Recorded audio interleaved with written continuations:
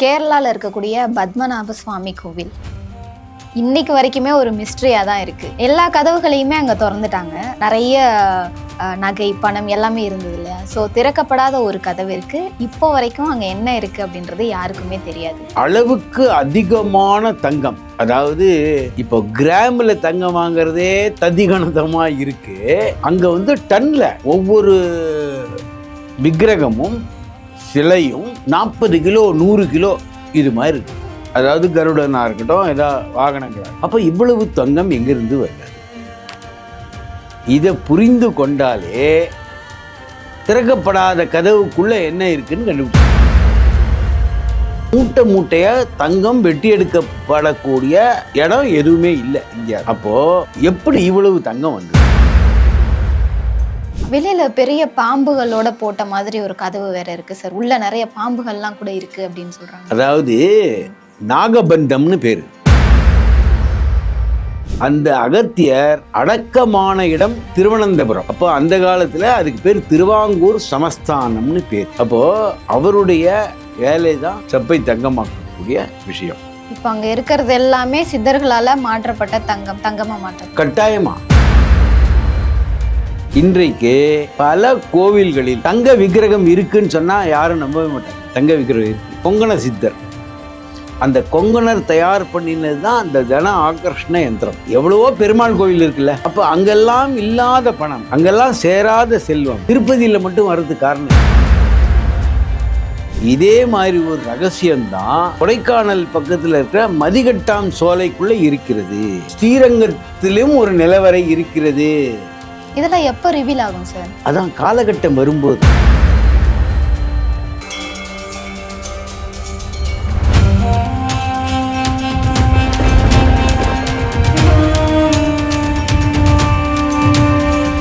வணக்கம் சார். வணக்கம். கேரளாவில் இருக்கக்கூடிய பத்மநாப சுவாமி கோவில் இன்னைக்கு வரைக்குமே ஒரு மிஸ்ட்ரியாக தான் இருக்குது. எல்லா கதவுகளையுமே அங்கே திறந்துட்டாங்க. நிறைய நகை பணம் எல்லாமே இருந்தது இல்லையா? ஸோ திறக்கப்படாத ஒரு கதவு இருக்குது. இப்போ வரைக்கும் அங்கே என்ன இருக்குது அப்படின்றது யாருக்குமே தெரியாது. அதை பற்றி தான் இன்னைக்கு நீங்கள் சொல்ல போகிறேன் அப்படின்ற ஒரு மேட்ரு சொல்லியிருக்கீங்க. ஸோ என்ன தான் இருக்குது சார் அங்கே? வணக்கம். லால்குடி சப்தரிஷீஸ்வரர் அருளால் உலக மக்கள் நலம் பெற வேண்டும். திருவனந்தபுரம் நீங்கள் அதில் பார்த்தீங்கன்னா அளவுக்கு அதிகமான தங்கம், அதாவது இப்போ கிராமில் தங்கம் வாங்குறதே ததிகணதமாக இருக்கு. அங்கே டன்ல ஒவ்வொரு விக்கிரகமும் சிலையும் 40 கிலோ 100 கிலோ இது மாதிரி இருக்கு. அதாவது கருடனா இருக்கட்டும், ஏதாவது வாகனங்களாக இருக்கட்டும். இவ்வளவு தங்கம் எங்கிருந்து வந்தது? முக்கியமான விஷயம், இந்தியாவில் அந்த அளவுக்கு தங்கம் நம் பூமியில் இல்லை. இப்போ இல்லை, எந்த காலத்திலையுமே இல்லை. அப்புறம் எப்படி சார் அவ்வளோ நகை? இந்த கேள்வியை யாரும் கேட்கலையே. இந்த கேள்விட்டு இருந்தால் தான் நம்மளுக்கு புரிஞ்சிருக்குமே. புரியுதா உங்களுக்கு? அதிகபட்சம் இந்த பக்கம் கோலார், இது தவிர மூட்டை மூட்டையாக தங்கம் வெட்டி எடுக்கப்படக்கூடிய இடம் எதுவுமே இல்லை இந்தியாவில். அப்போது எப்படி இவ்வளவு தங்கம் வந்தது? புரியுதா? வெளிநாட்டிலேருந்து வந்திருந்தா கூட கொஞ்சம் ஓரளவுக்கு வந்திருக்கும். அந்த காலத்தில் கப்பல் போக்குவரத்து மிக மிக குறைவு. ஏதாவது ஒருத்தர் வந்தால் உண்டே தவிர கிரேக்க நாட்டிலேருந்தோ இதுலேருந்தோ, மற்றபடி இந்த அளவுக்கு வசதியாக கப்பல் போக்குவரத்து கிடையாது. அப்போ இவ்வளவு தங்கம் எங்கிருந்து வந்தது? இந்த கேள்வியை கேட்டால், அரசர் காலத்தில் தங்கத்தில் நாணயமே பண்ணி அதை புழக்கத்தில் இருந்திருக்கு. அப்போ இவ்வளவு தங்கம் எங்கிருந்து வந்தது? இதை புரிந்து கொண்டாலே திறக்கப்படாத கதவுக்குள்ள என்ன இருக்குன்னு கண்டுபிடிச்சிடும். அந்த வழியாக தான் வந்ததா சார்? என்னங்க? அந்த வழியாக தான் வந்ததா? இல்லைங்க, அந்த வழியால வரல. அது ஒரு அறை. நம் நாட்டில் செம்பை தங்கமாக்கக்கூடிய ரசவாதம்னு ஒன்று இருந்தது. அதை பெரும்பாலான மக்கள் அது ஏதோ நகைச்சுவையாக நினச்சி சிரிக்கிறாங்க. அது எப்படிங்க செம்பை போய் தங்கமாக்க முடியும்? இப்போ சீன தேசத்தில் விஞ்ஞானிகள் கண்டுபிடித்து விட்டார்கள். 2028 அல்லது 2029க்குள் செயற்கை தங்கம் மார்க்கெட்டுக்கே வந்துடும். அப்போ அது செயற்கை தங்கம்னு சொல்றீங்களா? ஆமாம், ஏதாவது இது பூமியிலிருந்து வெட்டி எடுக்கப்படவில்லை, உலோகம் மாற்றப்படுகிறது. புரியுதா உங்களுக்கு? இதை பல ஞானிகள் நம்ம தேசத்தில் பண்ணிட்டாங்க. இதை பற்றியான குறிப்புகள் வள்ளலார் எழுதி வச்சிருக்கார். அதாவது அருட்பெருஞ்சோதி தனிப்பெருங்கருணை வள்ளலார் இதை பண்ணியிருக்கார். புரியுதா உங்களுக்கு?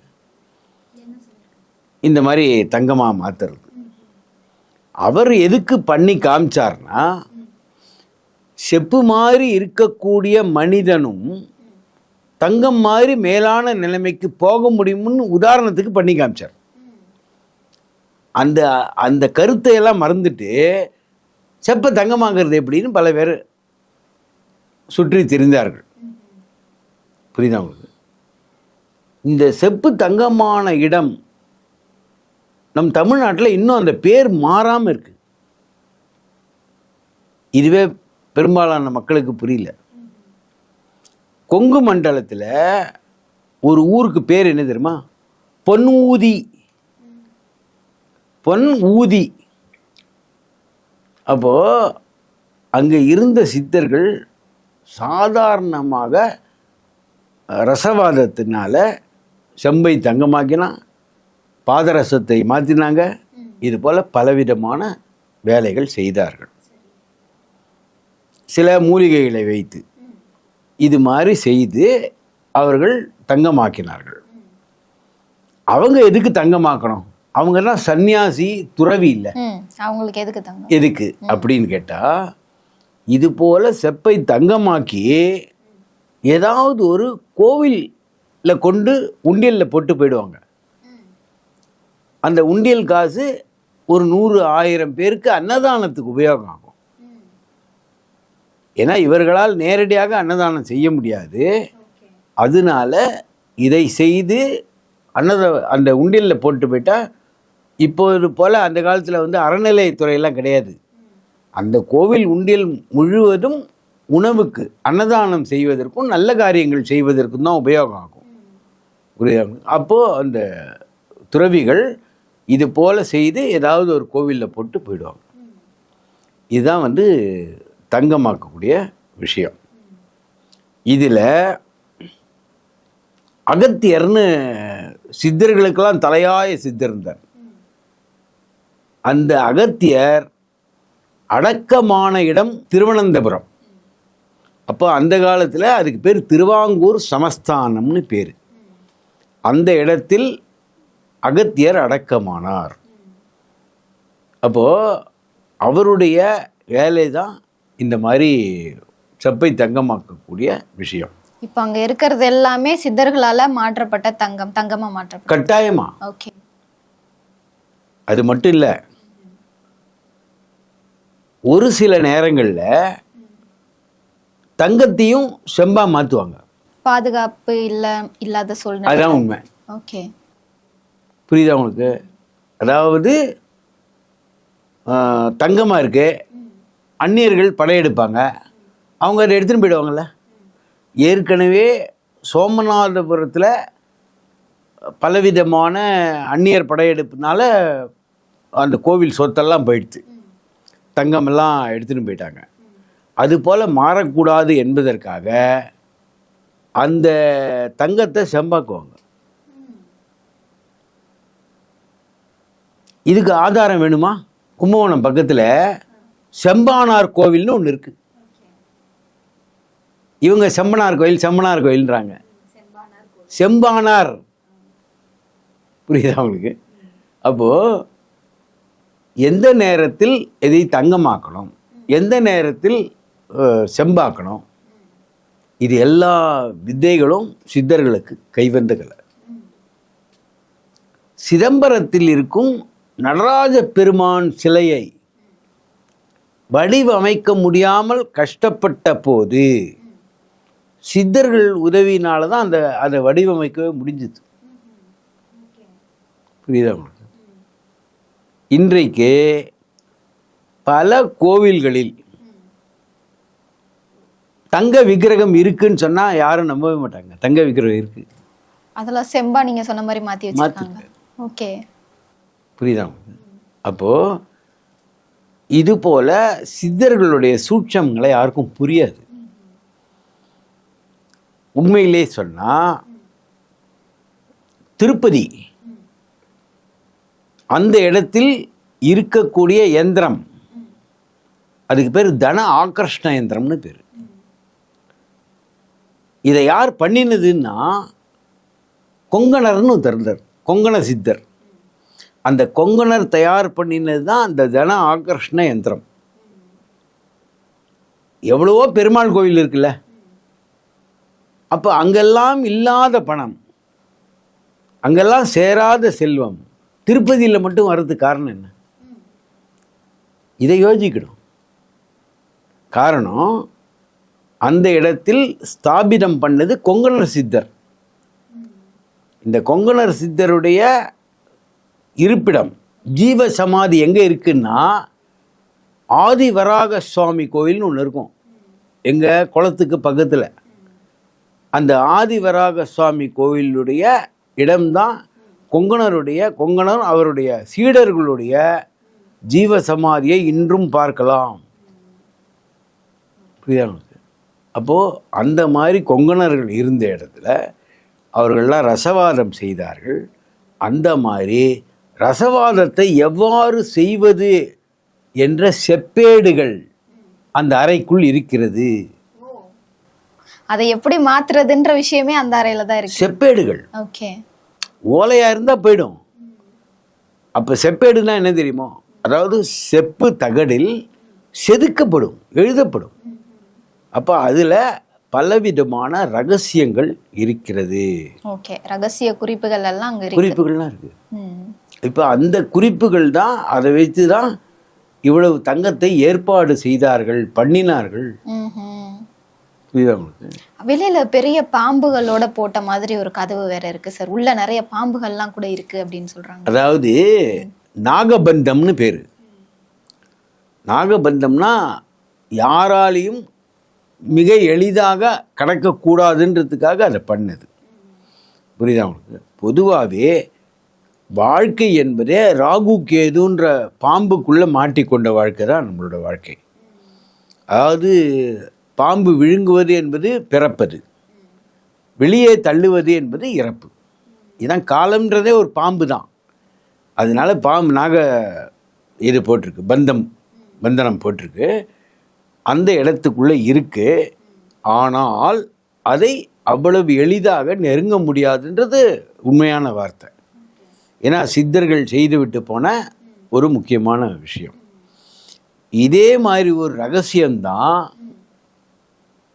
கொடைக்கானல் பக்கத்தில் இருக்கிற மதிகட்டாம் சோலைக்குள்ள இருக்கிறது. அங்கேயும் இன்னும் யாரும் போகலையா சார்? போல. புரியுதா உங்களுக்கு? அவங்க என்ன பண்ணுவாங்க, அவ்வளவு எளிதாக திருட முடியாத இடத்துல தான் வைப்பாங்க.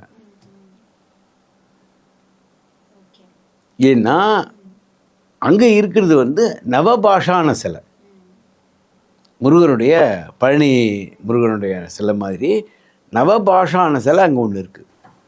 அங்கே பழனியில் மட்டும் தான் ஒன்று இருக்குன்னு தான் தெரியும் சார். இல்லை, ஓகே, அவங்க மொத்தம் 5 சிலைகள் பண்ணினாங்க. அதில் 1 பழனி, 1 மதிகட்டான் சோலை, இன்னும் பல இடங்கள்ல இருக்குது. புரியுதா உங்களுக்கு? அது காலகட்டத்தில் வெளிப்படும். இதை விடுங்க, சில கோவில்களில் பழைய கோவிலில் கண்டுபிடிக்க முடியாத நிலவறைகள் இருக்கின்றன. ஓகே. நிலவறைகள்னா உள்ள பூமிக்குள்ள? ஆமா, ம்ஹும். புரியுதா உங்களுக்கு? அங்கேயும் இந்த மாதிரியான குறிப்புகள் தான் இருக்கும். ஆமா, ம்ஹும். ம். ரைட்டா. தஞ்சை பெரிய கோவில் அங்கே இருக்கு. ஆ. அதே போல ஸ்ரீரங்கத்திலும் ஒரு நிலவறை இருக்கிறது. இதெல்லாம் எப்போ ரிவீல் ஆகும் சார்? அதான் காலகட்டம் வரும்போது ஒரு நிலவறை இருக்கிறது. திருச்சி மலைக்கோட்டைக்குள் ஒரு நிலவறை இருக்கிறது. அப்ப திருச்சி மலைக்கோட்டையிலிருந்து தஞ்சாவூர் போவதற்கு வழி இருக்கிறது. அது அந்த சுரங்கங்கள் மூடப்பட்டு விட்டன. ரைட்டா. அதுக்குள்ள நிறைய குறிப்புகள் இருக்கு. இது பிரச்சனை வரக்கூடாது என்பதால் அது மூடப்பட்டு விட்டது. இது மாதிரி ரகசியங்கள், அநேக ரகசியங்கள் உள்ள இடம்தான், செப்பேடுகள் கொண்ட இடம்தான் அந்த அறை. அந்த அறைக்குள்ள அவ்வளவு பெரிய பொக்கிஷம் இருக்கு. அதாவது எல்லா விதமான குறிப்புகள் அதெல்லாம் செப்பேடுகளில் எழுதப்பட்டு வைக்கப்பட்டிருக்கிறது. அதனால தான் அந்த அறைக்குள்ள போக முடியல. அந்த செப்பேடுகளில் உள்ள விஷயங்களை அறிந்து கொண்டு தான் இவங்க ரசவாதம் செய்தார்கள். பொதுவாகவே உலகத்தில் 10 மெட்டல் 100 மெட்டல்லாம் கிடையாது. ஆதியில் ஒரு பொருள் உண்டானது, அதிலிருந்து தான் மீதி பொருள்லாம் உண்டானது. புரியுதா உங்களுக்கு? இப்போ உயிர்களே எப்படி, ஏதாவது ஒரு உயிர் உண்டாயிருக்கும், அதோடைய பரிணாம வளர்ச்சி தான் மீதி உயிர்கள். இதே போல் ஒரு உலோகம் இருந்திருக்கும், அந்த உலோகத்தின் அணுக்களில் இருக்கிற வித்தியாசம்தான் மீதி அணுக்கள். அப்போ காப்பர் கோல்டு ஆலாம், எரிவனா கோல்டு ஆலாம், பாதரசம் கோல்டு ஆலாம். அது பாதரசத்தை வச்சு பண்ணினதுனால தான் அது பேர் ரசவாதம்னே பேர் இருக்கு. அந்த குறிப்புகள் அந்த அறைக்குள் இருக்கின்றன, கட்டாயமாக இருக்கின்றன. இது மாதிரி 10 மடங்கு தங்கமும் உள்ளே இருக்கிறது. குறிப்புகளோட சேர்த்து இன்னும் தங்கமும் இருக்கு. எல்லாமே எடுக்கப்பட்டா இந்தியாவை விட ஒரு செல்வம் மிகுந்த நாடா எதுவுமே இருக்க முடியாது. அதை ஓபன் பண்ணக்கூடாதுன்னே சோழி போட்டு பிரசனம் பார்த்ததுல வந்துருச்சு, அதனால அதை ஓபன் பண்ணவே மாட்டோம்னு ஒரு முடிவுல இருக்காங்களே சார். அதாவது ஒரு காலகட்டம் வரணும். இப்போ சில இடங்கள்ல புதையல் கிடைக்கிறது. அந்த புதையல் ஏன் ஒரு 100 வருஷம் முன்னாடி கிடைக்கல? அந்த காலகட்டத்தில் தான் அது தன்னை வெளிக்காட்டி கொள்ளும். ஓகே, அது எப்போ அந்த காலகட்டம் வரும்னு ஏதாவது சொல்ல முடியுமா சார்? அந்த காலகட்டம் சித்தர்களுக்கு மட்டும்தான் தெரியும். அதாவது இப்போ இருக்கக்கூடிய ஒரு தந்திரமான உலகத்தில் அது வெளிப்படாது. அதனால அங்கே இருப்பது முழுவதுமே பலவிதமான ரகசியங்கள் அடங்கியது. அதாங்க. கண்டிப்பாக சார். யாருமே இது வரைக்கும் இந்த மாதிரி ஒரு எக்ஸ்பிளனேஷன் கொடுத்ததில்ல, நீங்கள் தான் ஃபஸ்ட் டைம் ரிவீல் பண்ணியிருக்கீங்க அப்படின்னு நான் நினைக்கிறேன். நிறைய விஷயங்கள் மக்கள் இந்த வீடியோ பார்க்கறது மூலமா தெரிஞ்சுப்பாங்க பத்மநாப சுவாமி கோவில் பற்றி. தொடர்ந்து பேசலாம் சார். நன்றி. நன்றி.